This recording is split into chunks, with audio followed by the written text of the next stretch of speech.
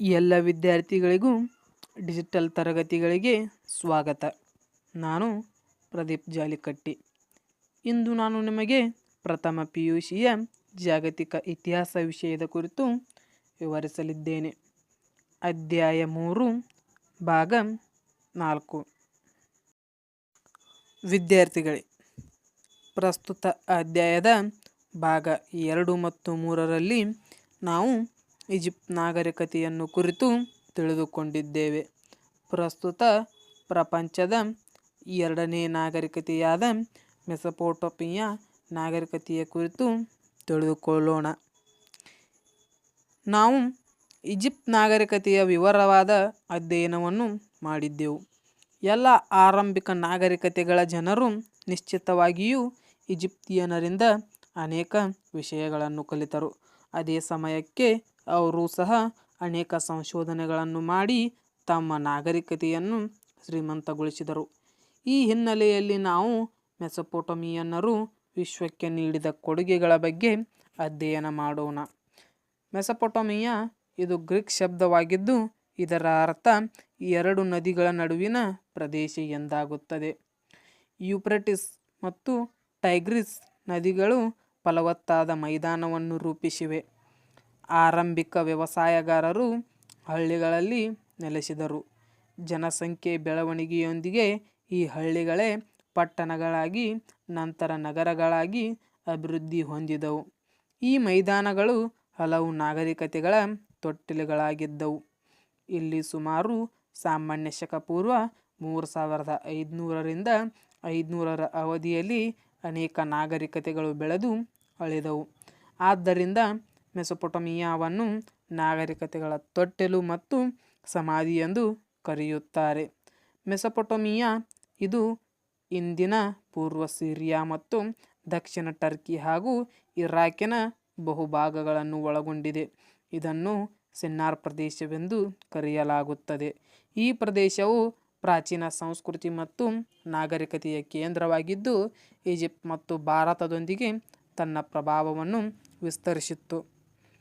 ಈ ನಾಗರಿಕತೆಯ ನಿಶ್ಚಿತವಾದ ಕಾಲವನ್ನು ಊಹಿಸುವುದು ಬಹಳ ಕಠಿಣವಾಗಿದೆ. ಇತಿಹಾಸಕಾರರು ಈ ನಾಗರಿಕತೆಯು ಅಂದಾಜು ಸಾಮಾನ್ಯ ಶಕ ಪೂರ್ವ 4000ರಿಂದ 3000ಗಳ ಮಧ್ಯದಲ್ಲಿ ಪ್ರಾರಂಭವಾಗಿರಬಹುದೆಂದು ಅಂದಾಜಿಸಿದ್ದಾರೆ. ಮೆಸೊಪೊಟೇಮಿಯಾ ಪ್ರದೇಶವು ಈಜಿಪ್ಟ್ನಂತಹ ನೈಸರ್ಗಿಕ ರಕ್ಷಣೆಯಿಲ್ಲದೆ ಮೇಲಿಂದ ಮೇಲೆ ವಿದೇಶಿಯರ ದಾಳಿಗೆ ಒಳಗಾಯಿತು. ಇದರ ಪರಿಣಾಮವಾಗಿ ಅನೇಕ ಸಾಮ್ರಾಜ್ಯಗಳ ಏಳಿಗೆ ಮತ್ತು ಅವನತಿಗೆ ಕಾರಣವಾಯಿತು.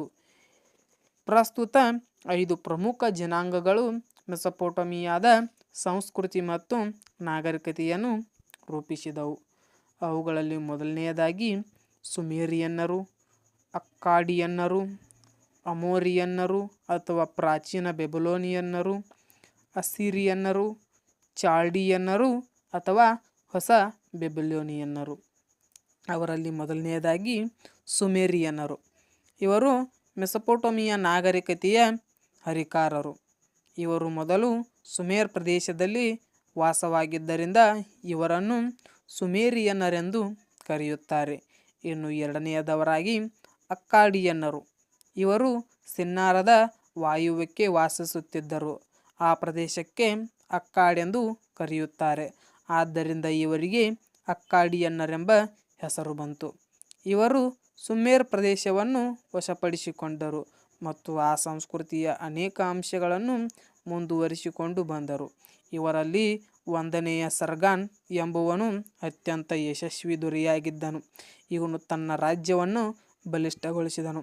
ಅಗಾದೆ ಅಕ್ಕಾಡಿಯನ್ನರ ರಾಜಧಾನಿಯಾಗಿತ್ತು. ಇನ್ನು ಮೂರನೆಯದವರಾಗಿ ಅಮೋರಿಯನ್ನರು ಅಥವಾ ಪ್ರಾಚೀನ ಬೆಬಿಲೋನಿಯನ್ನರು. ಇವರು ಅಕ್ಕಾಡಿಯನ್ನರನ್ನು ಧ್ವಂಸ ಮಾಡಿ ತಮ್ಮ ಸಾಮ್ರಾಜ್ಯವನ್ನು ಸ್ಥಾಪಿಸಿದರು. ಆಗ 250 ವರ್ಷಗಳ ಕಾಲ ಅರಾಜಕತೆ ಉಂಟಾಯಿತು. ಸಾಮ್ರಾಟ ಹಮ್ಮುರಾಬಿಯು ಈ ಜನಾಂಗದ ಅತ್ಯಂತ ಪ್ರಸಿದ್ಧ ದೊರೆ ಮತ್ತು ಕಾನೂನು ರಚನಾಕಾರನಾಗಿದ್ದನು. ಹಮ್ಮುರಾಬಿಯ ಮರಣ ನಂತರ ಅಮೋರಿಯನ್ನರ ಸಂಸ್ಕೃತಿ ಜಡವಾಯಿತು. ಇನ್ನು ನಾಲ್ಕನೆಯದವರಾಗಿ ಅಸ್ಸಿರಿಯನ್ನರು. ಇವರು ಸಮ್ರಾಟ್ ತಿಲ್ಗಾತ್ ಪಿಲ್ಸರ್ನ ಕಾಲದಲ್ಲಿ ಮೆಸೊಪೊಟಮಿಯಾದ ವೈಭವವನ್ನು ಮರಳಿ ಸ್ಥಾಪಿಸಿದರು. ಇವರು ಬೃಹತ್ ಸಾಮ್ರಾಜ್ಯವನ್ನು ಕಟ್ಟಿದರು. ಎರಡನೇ ಸರ್ಗಾನ್ ಸನ್ನಾಚರೀಬ್ ಮತ್ತು ಅಸ್ಸೂರ್ ಬಾನಿಫಾಲ್ ಈ ವಂಶದ ಪ್ರಸಿದ್ಧ ದೊರೆಗಳು. ನಿನ್ವೆ ಇವರ ರಾಜಧಾನಿಯಾಗಿತ್ತು. ಇನ್ನು ಐದನೇದವರಾಗಿ ಚಾಲ್ಡಿಯನ್ನರು ಅಥವಾ ಹೊಸ ಬೆಬಲೋನಿಯನ್ನರು. ಅಸ್ಸೂರ್ ಬಾನಿಪಾಲನ ಮರಣಾನಂತರ ಚಾಲ್ಡಿಯನ್ನರು ಅಧಿಕಾರಕ್ಕೆ ಬಂದರು. ಇವರು ನಿನ್ವೆ ನಗರವನ್ನು ನಾಶ ಮಾಡಿದರು ಮತ್ತು ಬೆಬಲೋನಿಯಾದ ಪುನರ್ನಿರ್ಮಾಣ ಮಾಡಿ ತಮ್ಮ ರಾಜಧಾನಿಯನ್ನಾಗಿಸಿದರು. ಆದ್ದರಿಂದ ಇವರನ್ನು ಹೊಸ ಬೆಬಲೋನಿಯನ್ನರೆಂದು ಕರೆಯಲಾಗಿದೆ. ನಬುಕಡ್ನೆಜರ್ ಎಂಬುವವನು ಈ ಜನಾಂಗದ ಪ್ರಸಿದ್ಧ ದೊರೆ. ಇವನು ಬೆಬಲೋನಿಯ ನಗರದ ಸುತ್ತ ಇಟ್ಟಿಗೆಯ ಕೋಟೆಯನ್ನು ಕಟ್ಟಿದನು ಮತ್ತು ತೂಗುವ ಉದ್ಯಾನವನ್ನು ನಿರ್ಮಿಸಿದನು. ಪರ್ಷಿಯಾದ ದೊರೆ ಸೈರಸ್ನನ್ನು ಸಾಮಾನ್ಯ ಶಕ ಪೂರ್ವ 538ರಲ್ಲಿ ಬೆಬಲೋನಿಯಾವನ್ನು ವಶಪಡಿಸಿಕೊಂಡ ನಂತರ ಚಾಲ್ಡಿಯನ್ನರ ಸಾಮ್ರಾಜ್ಯವು ಕೊನೆಗೊಂಡಿತು. ಇನ್ನು ಮೆಸೊಪೊಟಮಿಯ ನಾಗರಿಕತೆಯ ವಿಶಿಷ್ಟ ಲಕ್ಷಣಗಳು. ಮೊದಲನೆಯದಾಗಿ ರಾಜಕೀಯ ಜೀವನ. ಪ್ರಾರಂಭದಲ್ಲಿ ಮೆಸೊಪೊಟಮಿಯನ್ನರು ನಗರ ರಾಜ್ಯಗಳನ್ನು ಸ್ಥಾಪಿಸಿದರು. ಇವುಗಳೇ ಮುಂದೆ ರಾಜ್ಯಗಳಾಗಿ ನಂತರ ಸಾಮ್ರಾಜ್ಯವಾಗಿ ಬೆಳೆದವು. ರಾಜನು ಆಡಳಿತ ಮತ್ತು ಧರ್ಮಗಳೆರಡರ ಮುಖ್ಯಸ್ಥನಾಗಿದ್ದನು. ರಾಜನನ್ನು ಭೂಮಿಯ ಮೇಲೆ ದೇವರ ಪ್ರತಿನಿಧಿ ಎಂದು ಪರಿಗಣಿಸಲಾಗಿತ್ತು. ಈತನು ರಾಜ್ಯ ಮತ್ತು ಅಲ್ಲಿನ ಎಲ್ಲ ಸಂಪತ್ತಿನ ಒಡೆಯನಾಗಿದ್ದನು. ಇವನು ದೇವರ ಹೆಸರಲ್ಲಿ ರಾಜ್ಯವನ್ನು ಆಳುತ್ತಿದ್ದನು. ಅನೇಕ ಸಂದರ್ಭಗಳಲ್ಲಿ ರಾಜನ ಅಧಿಕಾರವು ಸೇನಾಧಿಕಾರಿಗಳ ಕೈಗೆ ಸಿಗುತ್ತಿತ್ತು. ಬಲಿಷ್ಠ ರಾಜರು ಮಾತ್ರ ಅಪರಿಮಿತವಾದ ಅಧಿಕಾರವನ್ನು ಚಲಾಯಿಸುತ್ತಿದ್ದರು. ಪುರೋಹಿತರು ಆಡಳಿತದಲ್ಲಿ ಹೆಚ್ಚಿನ ಪ್ರಭಾವವನ್ನು ಹೊಂದಿದ್ದರು. ಪ್ರಾದೇಶಿಕ ಆಡಳಿತವನ್ನು ನೋಡಿಕೊಳ್ಳಲು ರಾಜ್ಯಪಾಲರನ್ನು ನೇಮಿಸಲಾಗುತ್ತಿತ್ತು. ಮೆಸೊಪೊಟಮಿಯನ್ನರು ಕುದುರೆಗಳಿಂದ ಸಾಗಿಸಲ್ಪಡುವ ಅಂಚೆ ವ್ಯವಸ್ಥೆಯನ್ನು ಕೂಡ ಹೊಂದಿದ್ದರು. ಇನ್ನು ಅವರಲ್ಲಿನ ಪ್ರಸಿದ್ಧ ದೊರೆ ಹಮ್ಮುರಾಬಿ. ಈತ ಬೆಬಲೋನಿಯಾದ ರಾಜನಾಗಿದ್ದನು. ಸುಮೇರನ್ನು ವಶಪಡಿಸಿಕೊಂಡನು ಹಾಗೂ ಸಾಮಾನ್ಯ ಶಕ ಪೂರ್ವ 2123ರಿಂದ 2081ರ ಅವಧಿಯಲ್ಲಿ ಮೆಸೊಪೊಟಮಿಯಾವನ್ನು ಆಳಿದನು. ಈತ ಮೆಸೊಪೊಟಮಿಯಾದ ಅತ್ಯಂತ ಪ್ರಸಿದ್ಧ ದೊರೆಯಾಗಿದ್ದನು. ಬಹುದೊಡ್ಡ ಸಾಮ್ರಾಜ್ಯವಾದಿ ಹಾಗೂ ಸಮರ್ಥ ಆಡಳಿತಗಾರನಾಗಿದ್ದನು. ಇವನು ಇಡೀ ಮೆಸೊಪೊಟಮಿಯಾವನ್ನು ಆಕ್ರಮಿಸಿಕೊಂಡನು. ಇವನೊಬ್ಬ ಪ್ರಬುದ್ಧ ಜ್ಞಾನಸಂಪನ್ನ ಸರ್ವಾಧಿಕಾರಿಯಾಗಿದ್ದನು. ಈತನು ಸುಮೇರ್ ಮತ್ತು ಅಕ್ಕಾಡ್ ಪ್ರದೇಶಗಳನ್ನು ಒಂದುಗೂಡಿಸಿದನು. ತನ್ನ ರಾಜ್ಯವನ್ನು ಜಿಲ್ಲೆಗಳಾಗಿ ವಿಂಗಡಿಸಿದನು. ಖುದ್ದಾಗಿ ಆಡಳಿತದ ಮೇಲ್ವಿಚಾರಣೆಯನ್ನು ನೋಡಿಕೊಳ್ಳುತ್ತಾ ಇವನು ಬೆಬಲೋನಿಯಾದಲ್ಲಿ ಅರಮನೆಗಳನ್ನು, ಕೋಟೆಗಳನ್ನು ಮತ್ತು ದೇವಾಲಯಗಳನ್ನು ಕೂಡ ಕಟ್ಟಿಸಿದನು. ಕೇಂದ್ರೀಯ ಮತ್ತು ಪ್ರಾಂತೀಯ ಆಡಳಿತವು ರಾಜನ ಆದೇಶದಂತೆಯೇ ಸುಗಮವಾಗಿ ನಡೆಯುತ್ತಿತ್ತು. ಇನ್ನು ಪ್ರಮುಖ ಅಂಶವಾದ ಹಮ್ಮುರಾಬಿಯ ಸಂಹಿತೆ. ಹಮ್ಮುರಾಬಿಯು ತನ್ನ ಶಾಸನಗಳಿಂದ ಮನುಕುಲದ ಇತಿಹಾಸದಲ್ಲಿ ಅಮರನಾಗಿದ್ದಾನೆ. ಈತನು ತನ್ನ ಕಾಲದಲ್ಲಿ ಚಾಲ್ತಿಯಲ್ಲಿದ್ದ ಎಲ್ಲ ಕಾನೂನುಗಳನ್ನು ಸಂಗ್ರಹಿಸಿದನು, ಅವುಗಳನ್ನು ವಿಂಗಡಿಸಿದನು ಮತ್ತು ಇನ್ನಷ್ಟು ಸುಧಾರಿಸಿದನು. ಅಲ್ಲದೆ ಅವುಗಳಿಗೆ ಇನ್ನಷ್ಟು ಕಾನೂನುಗಳನ್ನು ಕೂಡ ಸೇರಿಸಿದನು. ಹೀಗೆ ಸೇರಿಸಿ, ಸಂಗ್ರಹಿಸಿ ಮತ್ತು ಸುಧಾರಿಸಿದ ಕಾನೂನುಗಳಿಗೆ ಸಂಖ್ಯೆಗಳನ್ನು ಕೂಡ ನೀಡಿದನು. ಅವನ ಕಾನೂನಿನ ಸಂಹಿತೆಯಲ್ಲಿ 282 ಕಾನೂನುಗಳಿವೆ. ಈ ಕಾನೂನುಗಳು ವೈಯಕ್ತಿಕ ಆಸ್ತಿ, ವಾಣಿಜ್ಯ ವ್ಯಾಪಾರ, ಅಪಘಾತಗಳು, ಕಾರ್ಮಿಕರು, ಗುಲಾಮರು, ಮದುವೆ, ವಿವಾಹ ವಿಚ್ಛೇದನ, ಸ್ತ್ರೀ ಪುರುಷ ಅಧಿಕಾರಗಳು ಮುಂತಾದ ಜೀವನದ ಎಲ್ಲ ಅಂಶಗಳನ್ನು ಒಳಗೊಂಡಿವೆ. ಹಮ್ಮುರಾಬಿಯ ಶಾಸನವನ್ನು ಒಂದು ಕಪ್ಪು ಶಿಲೆಯ ಮೇಲೆ ಅಂದವಾಗಿ ಕೆತ್ತಲಾಗಿದೆ. ಇದು ಮಾನವನ ಇತಿಹಾಸಕ್ಕೆ ತಿಳಿದಿರುವ ಅತ್ಯಂತ ಪ್ರಾಚೀನ ಲಿಖಿತ ಕಾನೂನುಗಳ ಸಂಗ್ರಹವಾಗಿದೆ.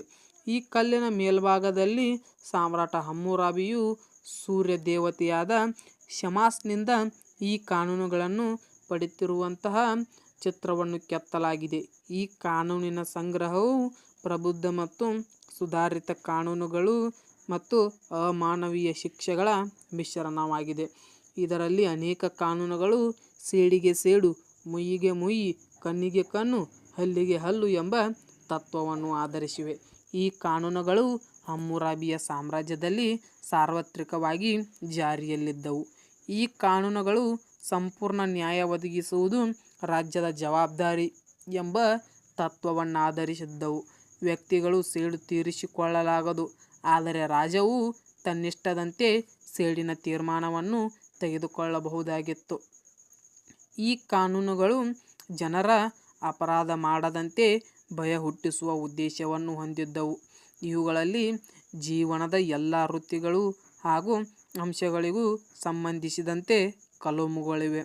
ಈ ಕಾನೂನುಗಳು ಸಮಾನತೆಯನ್ನು ಸ್ಥಾಪಿಸುವ ಉದ್ದೇಶವನ್ನು ಹೊಂದಿದ್ದವು. ಮಹಿಳೆಯರಿಗೆ ಪಿತ್ರಾರ್ಜಿತ ಆಸ್ತಿಯಲ್ಲಿ ಪಾಲು ಮತ್ತು ಸ್ವಂತ ಆಸ್ತಿಯನ್ನು ಹೊಂದುವ ಅಧಿಕಾರವನ್ನು ಕೂಡ ನೀಡಲಾಗಿತ್ತು. ಗುಲಾಮರು ಕೂಡ ಆಸ್ತಿ ಸಂಪಾದಿಸುವ ಅಧಿಕಾರ ಮತ್ತು ನಿಗದಿಪಡಿಸಿದ ನಿಬಂಧನೆಗಳನ್ನು ಪಾಲಿಸಿದರೆ ಗುಲಾಮಗಿರಿಯಿಂದ ಸ್ವತಂತ್ರರಾಗುವ ಅವಕಾಶಗಳನ್ನು ಸಹ ಈ ಕಾನೂನು ಒದಗಿಸಿತು. ಶ್ರೀಮಂತರು ತಮ್ಮ ಮತ್ತು ಉಚ್ಚ ಅಧಿಕಾರಿಗಳು ಮಾಡುವ ತಪ್ಪಿಗೆ ಕಠೋರ ಶಿಕ್ಷೆಯಾಗುತ್ತಿತ್ತು. ಬಡವರು ಮತ್ತು ಶ್ರೀಮಂತರ ನಡುವಿನ ಭೇದ ಭಾವವನ್ನು ಕಡಿಮೆ ಮಾಡುವ ಪ್ರಯತ್ನಗಳಿದ್ದವು. ವಾಣಿಜ್ಯ ವ್ಯವಹಾರಗಳಿಗೆ ಸಾಕ್ಷಿಯೊಬ್ಬರ ಸಹಿ ಅವಶ್ಯಕವಾಗಿತ್ತು. ಒಂದು ವೇಳೆ ವೈದ್ಯನು ತನ್ನ ಕರ್ತವ್ಯದಲ್ಲಿ ವಿಫಲನಾದರೆ ರೋಗಿಗೆ ಪರಿಹಾರವನ್ನು ನೀಡಬೇಕಾಗುತ್ತಿತ್ತು. ಹಮ್ಮುರಾಬಿಯ ಶಾಸನವು ಇಂತಹದ್ದೇ ಕಾನೂನುಗಳನ್ನು ಜಾರಿಗೊಳಿಸುವಲ್ಲಿ ಜಗತ್ತಿನ ಇತರ ರಾಜ್ಯಗಳ ಮೇಲೆ ಪ್ರಭಾವವನ್ನು ಬೀರಿತು. ಜೀವನದ ಎಲ್ಲ ಅಂಶಗಳನ್ನು ಒಳಗೊಂಡಿರುವಲ್ಲಿ ಈ ಕಾನೂನಿನ ಮಹತ್ವ ಅಡಗಿದೆ. ಇದೊಂದು ಹಮ್ಮುರಾಬಿಯ ಕಾನೂನು ಸಾಧನೆಯಾಗಿದ್ದು ಅವನನ್ನು ಇತಿಹಾಸದಲ್ಲಿ ಅಮರನನ್ನಾಗಿಸಿತು. ವಿದ್ಯಾರ್ಥಿಗಳೇ, ಪ್ರಸ್ತುತ ಭಾಗದಲ್ಲಿ ನೀವು ಮೆಸೊಪೊಟೇಮಿಯಾ ನಾಗರಿಕತೆಯ ಉಗಮ ಹಾಗೂ ಮೆಸೊಪೊಟೇಮಿಯಾ ನಾಗರಿಕತೆಗೆ ಸಹಾಯಕವಾದ ಪ್ರಮುಖ 5 ಜನಾಂಗಗಳು ಹಾಗೂ ಮೆಸೊಪೊಟೇಮಿಯಾದ ಪ್ರಮುಖ ದೊರೆ ಹಮ್ಮುರಾಬಿ ಹಾಗೂ ಆತನ ಕಾನೂನಿನ ಸಂಹಿತೆಗಳನ್ನು ಕುರಿತು ತಿಳಿದಿದ್ದೀರಿ.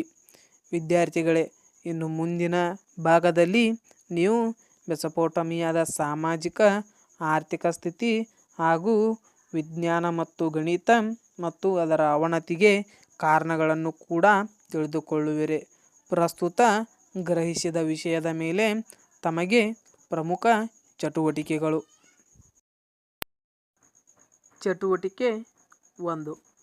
ಮೆಸೊಪೊಟೇಮಿಯಾದ ನಾಗರಿಕತೆಯನ್ನು ರೂಪಿಸಿದ 5 ಪ್ರಮುಖ ಜನಾಂಗಗಳನ್ನು ಕುರಿತು ವಿವರಿಸಿ.